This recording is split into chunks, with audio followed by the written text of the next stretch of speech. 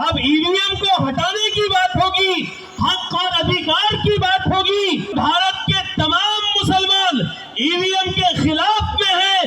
कहता हम 85% लोग सड़कों पे बैठे हैं, 3% लोग राज कर रहे हैं, इसका नुकसान है।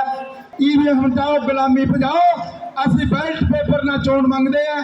1 घंटे के अंदर ईवीएम मशीन बैन हो सकता है। कांग्रेस भी 2004 और 2009 की लोकसभा में ईवीएम से घोटाला करके आई थी और बीजेपी और कांग्रेस की मिलीभगत है। ईवीएम हटाओ, ईवीएम हटाओ, डेमोक्रेसी बचाओ। अब ईवीएम को हटाने की बात होगी, हक और अधिकार की बात होगी। जो कातिल है उसी को मसीहा कहा जा रहा है। ये रिवायत को बदलना होगा, ये व्यवस्था को बदलना होगा। मुझे और आपको अपने हक और अधिकार दूसरों के हाथों में देकर खामोश सोना नहीं है, बल्कि अपने हक और अधिकार को हासिल करना है। कॉन्स्टिट्यूशन के अंदर राइट्स है, पूरे अमन और शांति के साथ, उन्नति और सलामती के साथ अपने हक और अधिकार की हम बात करेंगे और अपना हक और अधिकार लेंगे। ईवीएम हटाओ, ईवीएम हटाओ, ईवीएम हटाओ, डेमोक्रेसी बचाओ। ईवीएम हटाओ, डेमोक्रेसी बचाओ। ईवीएम हटाओ, मूल निवासी समाज को बचाओ। ये बहुत जरूरी है साथियों।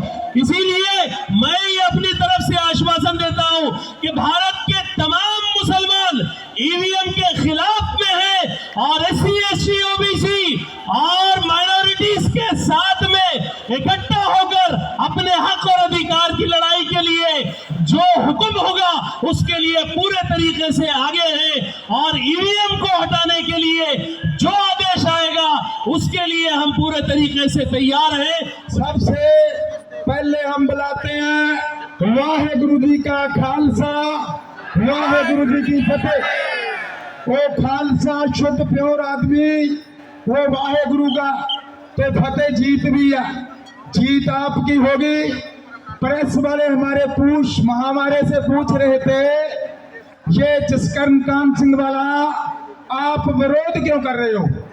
मैं प्रेस वाले से कहा, आप बड़े भोले आदमी हो, हम विरोध तो कर ही नहीं रहे। विरोध तो 3% लोग आरएसएस जो जिसका डीएनए विदेशी है वो विरोध कर रहा है। मैंने तो हक मांग रहे हैं, हमारा तो डेमोक्रेटिक राइट है। फिर कहना किसानों को क्या मिलेगा, इसमें किसानों को क्या मिलेगा, किसानों का क्या नुकसान है? मैं क्या, किसानों को नुकसान तो है।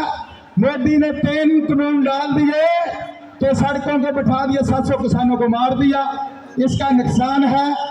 और कहते और क्या नुकसान का है? कहता हम 85% लोग सड़कों पे बैठे हैं, 3% लोग राज कर रहे हैं, इसका नुकसान है।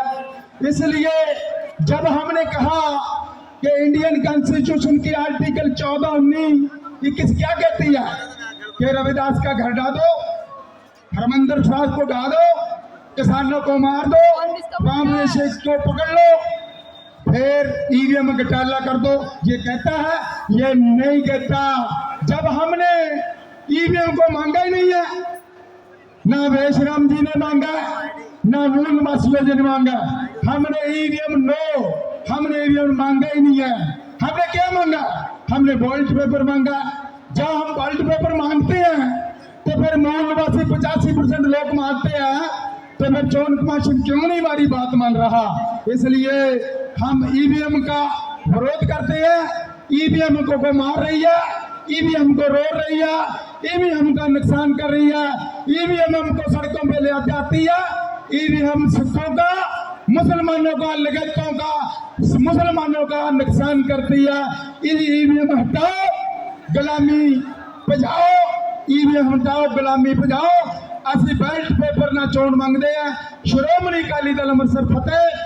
ਅਸੀਂ ਸਾਰੇ ਇਕੱਠੇ ਹੋ ਕੇ वामन बेशराम जी जो हुक्म करेंगे ਅਸੀਂ ਫੁੱਲ ਚੜਾਵਾਂਗੇ BM ਜੇ ਤੋੜਨੀ ਪਏ ਤਾਂ ਤੋੜਾਂਗੇ ਵੀ ਸਾਰਾ ਕੁਝ ਕਰਾਂਗੇ। ਇਸ ਕਰਕੇ ਅੱਜ ਅਸੀਂ ਪੀਸਫੁਲੀ ਕਹਿੰਦੇ ਆ ਡੈਮੋਕ੍ਰੈਟਿਕ ਕਹਿੰਦੇ ਆ ਜੇ ਮਸ਼ੀਨ ਨਾ ਹਟਾਈ ਇਹ ਡਿਊਟੀ ਸਰਕਾਰ ਤੇ ਚੋਣ ਕਮਿਸ਼ਨ ਦੀ ਹੋगी। ਹੁਣ चोन कमीशन ने सोचना कि क्या करना है क्या नहीं करना। हमने जो करना सी वो कर दिया, आगे भी करेंगे।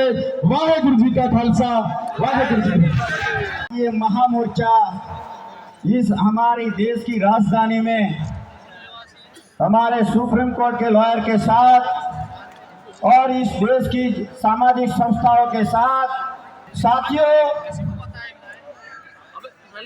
मैंने ये नहीं देखा कि दुनिया की जो सुप्रीम कोर्ट है, दुनिया की जो सुप्रीम कोर्ट है वो कोर्टों ने उन्होंने दिए हुए फैसले के विरोध में कोई फैसला दिया है, ये मैंने नहीं देखा। लेकिन मैंने ये देखा है, ये सुना है, ये पढ़ा है कि भारत की सुप्रीम कोर्ट ने ईवीएम मशीन के विरोध में 8 अक्टूबर 2013 को फैसला दिया कि भारत के चुनाव प्रक्रिया में जो ईवीएम मशीन का उपयोग होता है वो ईवीएम मशीन निष्पक्ष, न्यायिक और पारदर्शी इलेक्शन करती नहीं है। और दूसरी बात ये कहा, अगर भारत की चुनाव प्रक्रिया में ईवीएम मशीन रखना है, ईवीएम से इलेक्शन करना है, तो उनके साथ एक वीवीपीएटीए नाम का पेपर ट्रेल, एक पेपर निकले, पर्ची निकले, ऐसा मशीन लगाओ।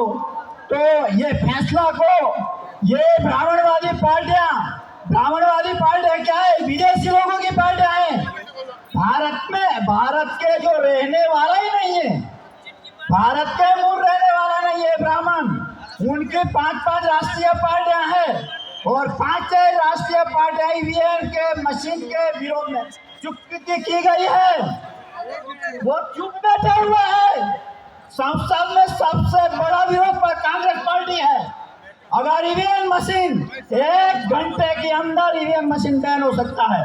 अगर कांग्रेस संसद के अंदर और अपने साथी सहयोगों के साथ ईवीएम मशीन के विरोध में अगर संसद में बहस कर ले, 1 मिनट के अंदर ईवीएम मशीन बंद हो सकता है। लेकिन कांग्रेस पार्टी ईवीएम मशीन के विरोध में क्यों आवाज नहीं उठाती? क्योंकि कांग्रेस भी 2004 और 2009 की लोकसभा में ईवीएम से घोटाला करके आई थी और बीजेपी और कांग्रेस की मिलीभगत है।